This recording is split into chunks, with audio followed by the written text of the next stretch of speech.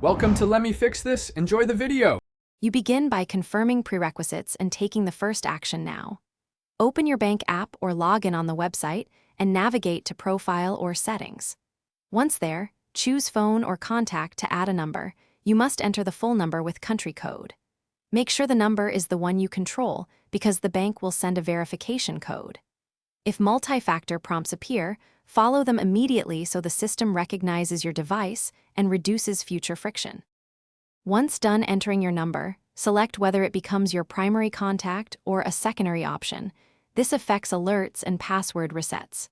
Expect a 4 to 6 digit code by SMS or a voice call within seconds. If not received, use resend. You must type the code exactly and confirm.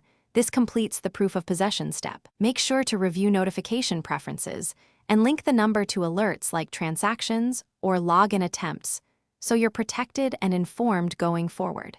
You finish by saving changes and testing the connection. Trigger a low-risk alert or log out and back in to prompt a verification message.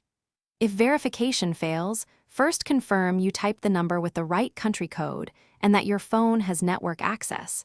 Then request a resend or choose voice delivery. If problems persist, you'll need to contact bank support, explain the failed verification, and verify identity with ID so they can link the number manually and secure your account. Thanks for watching. If you found this helpful, don't forget to like and subscribe.